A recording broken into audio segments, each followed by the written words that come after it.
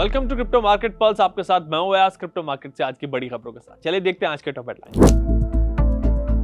Bitcoin $63,000 की range में 8.5% की रिकवरी के बाद प्राइस में हल्का पुल बैक। कॉइनबेस एग्जीक्यूटिव का मानना बिटकॉइन एक लॉन्ग टर्म एसेट, रिटेल और इंस्टीट्यूशन डिप पर कर रहे हैं बड़ी खरीदारी। क्रिप्टो इन्वेस्टर्स के लिए इंपॉर्टेंट टैक्स रिमाइंडर, क्रिप्टो में ट्रेडिंग की है तो ITR फाइल करना जरूरी है।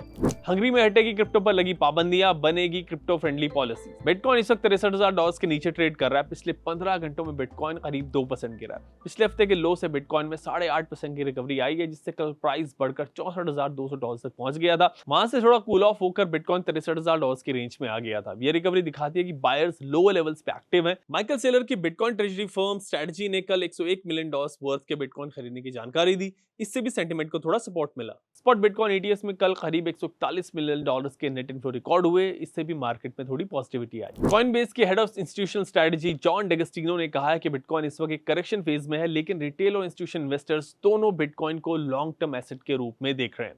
उन्होंने कहा कि जब भी बिटकॉइन सस्ता होता है तो इंस्टीट्यूशंस और रिटेल दोनों खुश होते हैं, क्योंकि उन्हें डिस्काउंट पर बिटकॉइन खरीदने का मौका मिलता है। अगर आप क्रिप्टो में इन्वेस्ट करते हैं तो ITR फाइल करते वक्त अपने क्रिप्टो ट्रांजैक्शन को डिक्लेयर करना जरूरी है।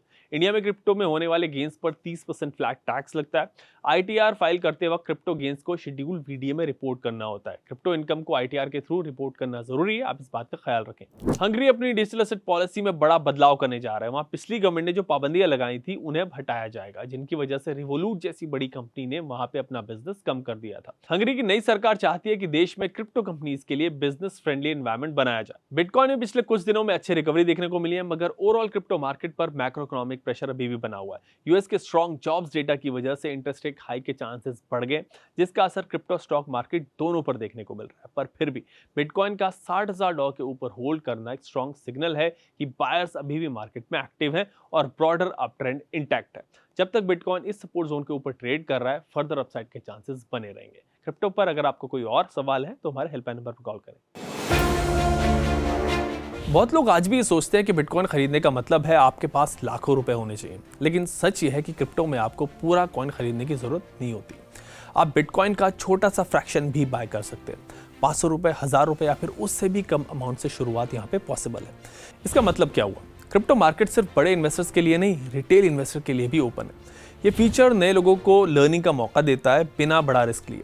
आप स्मॉल अमाउंट से मार्केट को समझ सकते हैं, साइकिल्स देख सकते हैं और अपनी स्ट्रैटेजी बिल्ड कर सकते हैं। लेकिन एक बात याद रखिए, छोटे इन्वेस्टमेंट का मतलब ये नहीं कि रिसर्च भी छोटी हो। क्रिप्टो मार्केट पल्स का कहना है कि कॉइन का साइज नहीं, नॉलेज का साइज मैटर करता है।